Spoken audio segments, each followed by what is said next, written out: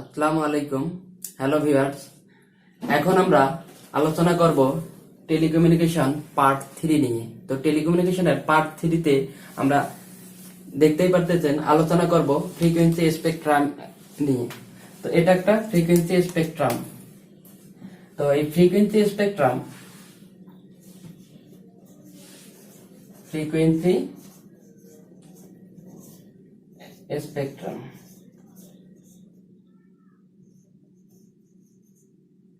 তো এই frequency spectrum নিয়ে আমরা আলোচনা করব এখন।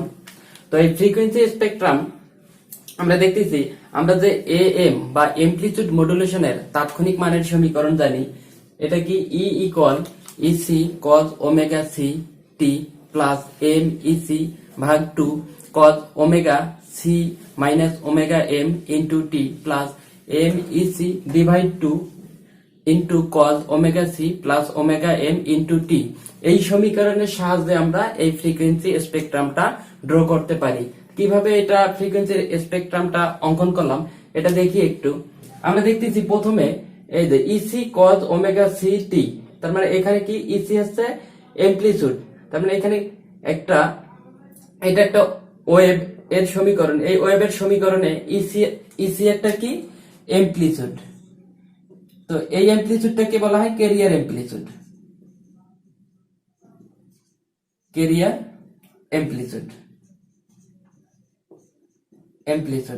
তো এটাকে বলা হয় ক্যারিয়ার অ্যামপ্লিটিউড। তো তারপরে এই দুটা দেখা যাচ্ছে যে সাইডে দুইটা অ্যামপ্লিটিউড, তার মানে আমাদের এএম ওয়েভের তাৎক্ষণিক মানের সমীকরণ থেকে আমরা দেখতেছি এইখানে তিনটা ওয়েভের সমষ্টি। এইখানে আমরা যে এএম ওয়েভের তাৎক্ষণিক মানের যে সমীকরণ দেখতেছি, এটা একটা ওয়েভ, এটা একটা ওয়েভ, এটা একটা ওয়েভ। তার মানে এমপ্লিটিউড মডুলেশনের তাৎক্ষণিক মানের সমীকরণ থেকে আমরা দেখতেছি এখানে তিনটা ওয়েভের সমষ্টি নিয়ে মানে তৈরি হয়। সেটা হচ্ছে তাহলে এটা একটা এমপ্লিটিউড, এই ওয়েভটা বা এই ত্রিকোণমিতিক রাশির যে ওয়েভটা, এই ওয়েভের এমপ্লিটিউড এটা, আবার এই ত্রিকোণমিতিক রাশির এমপ্লিটিউড এটা। তার মানে এটা একটা এমপ্লিটিউড, এটা একটা সাইড এমপ্লিটিউড। এই তাহলে সাইড, এটাকে আমরা বলতে পারি সাইড ব্যান্ড এমপ্লিটিউড। তাহলে সাইড ব্যান্ড এমপ্লিটিউড। তাহলে এম ইসি ভাগ 2 এটাও একটা সাইড ব্যান্ড এমপ্লিটিউড। তো এইখানে আমরা দেখব এই ওয়েভটার এমপ্লিটিউড হচ্ছে ইসি। তো এমপ্লিটিউড আমরা কি ভার্টিক্যাল বরাবর ড্র করছিলাম, তাহলে ইসি এফসি হচ্ছে এটা। এখন আচ্ছা, আমরা এফসিটা এইখানেই কেন ড্র করলাম? এই এফসি বা ইসিটা তো এই জায়গায় ড্র না করে এই পাশেও আঁকতে পারতাম অথবা এই দিকেও আঁকতে পারতাম। এখন আপনাদের কোশ্চেন হতে পারে যে ইসিটা কেন আমরা এখানেই আঁকবো, এখানেও এটার পরেও আঁকতে পারতাম, আবার এটার এইদিকেও তো আঁকতে পারতাম।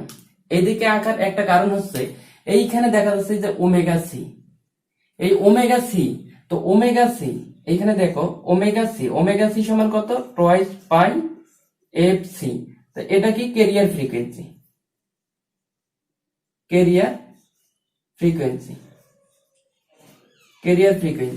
এখন এই ক্যারিয়ার ফ্রিকোয়েন্সিটা আমরা দেখতে পাইতেছি যে ওমেগা সি থেকে ক্যারিয়ার ফ্রিকোয়েন্সি পাওয়া সম্ভব।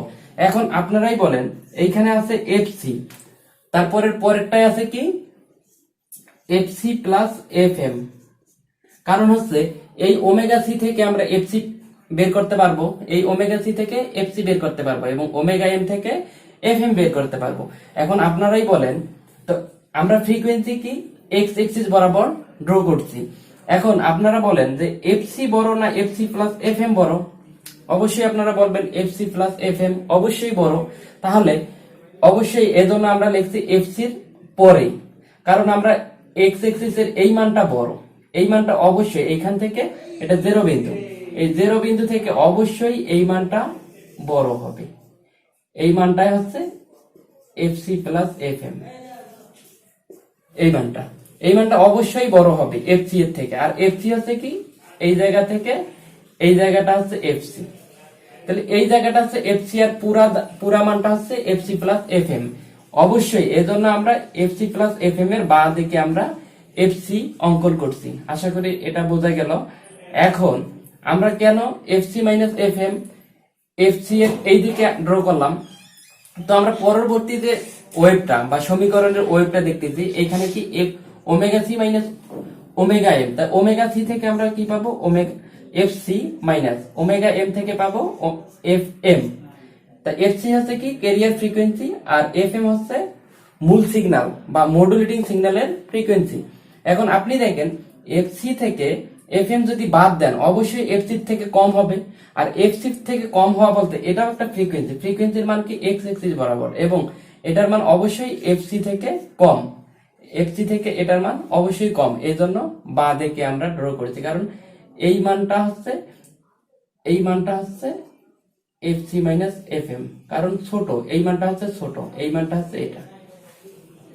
ঠিক আছে, এই জন্য আমরা এফ সি এর এই দিকে এম ইসি ভাগ 2 এটা আমরা ড্র করছি। আর তাহলে আমরা এই ফ্রিকোয়েন্সি গুলো বসানোটা বুঝলাম। এখন ইসি এফসি যে জায়গায় বসবে, এই যে ওমেগা সি থেকে আমরা কি বের করতে পাই এফসি, তাহলে এফসি যে জায়গায় বসবে সেটার ভার্টিক্যাল বা উলম্ব বরাবর যেহেতু এমপ্লিটিউড আমরা লিখছি, তাহলে অবশ্যই এইখান থেকে এফসি বের করতে পারলে এইখানেই আমরা ইসি নেব। এই জন্য এফসির উলম্ব বরাবর ইসি ড্র করছি, এবং এখানে ওমেগা সি থেকে এফসি এবং ওমেগা এম থেকে এফ এম, তার মানে এইটা যেখানে আমরা নিছি কোথায়, এইখানে, তাহলে এইখানে এর এমপ্লিটিউডটা আমরা ড্র করব। আবার ওমেগা সি থেকে এফসি আর ওমেগা এম থেকে এফ এম, এটা এই জায়গায় ড্র করলে অবশ্যই এই জায়গায় হচ্ছে এর এমপ্লিটিউডটা আমরা ড্র করব। তো এভাবে আমরা ফ্রিকোয়েন্সি স্পেকট্রামটা ড্র করতে পারি। আশা করি আপনারা বুঝতে পেরেছেন। এখন আমরা একটা জিনিস দেখব, সেটা হচ্ছে আমরা যে এই জিনিসগুলো একটু দেখলাম, তো এই জিনিসগুলো দেখার পর আমরা আরেকটা জিনিস অনুধাবন করতে পারি, সেটা হচ্ছে আমরা এইখানে দেখতেছি এটা অবশ্যই লয়ার, এটা অবশ্যই লয়ার মান, আর এটা অবশ্যই একটা আপার মান। ঠিক আছে, তাহলে এটাকে আমরা বলি side band frequency, lower side band frequency. এটাকে আমরা বলি lower side band frequency, lower side band frequency.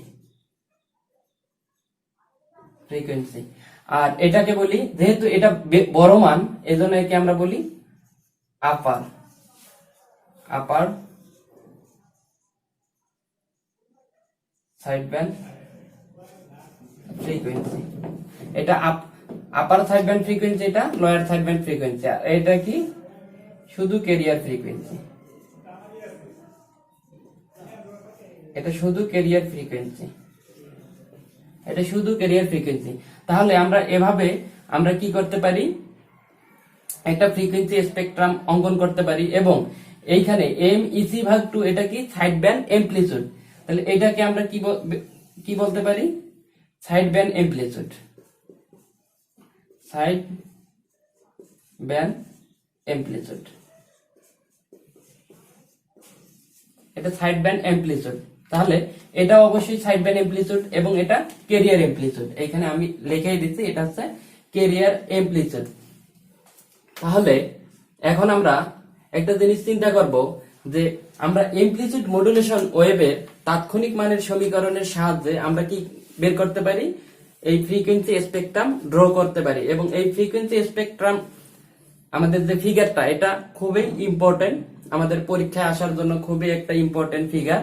তো আশা করি আপনারা বুঝতে পেরেছেন। তাহলে আমরা এখন কি করব, আমরা যদি এই ফ্রিকোয়েন্সি স্পেকট্রামটা ড্র করতে চাই, অবশ্যই আমাদের এএম ওয়েভের তাৎক্ষণিক মানের সমীকরণটা আগে মুখস্থ করতে হবে। তাহলে আমরা এই ফ্রিকোয়েন্সি স্পেকট্রামটা খুব সহজে ড্র করতে পারবো। তো আশা করি বোঝা গেছে। এরপর আমাদের টেলিকমিউনিকেশন পার্ট 4 এ আলোচনা হবে আমরা যে এই সাইড ব্যান্ড ফ্রিকোয়েন্সি অথবা এই ইকুয়েশনটা নিয়ে আলোচনা করলাম এতক্ষণ, এটার বিভিন্ন পাওয়ার অথবা বিভিন্ন ফ্যাক্টর নিয়ে আলোচনা করব। আশা করি আপনারা আমার পরবর্তী ভিডিওটা দেখবেন।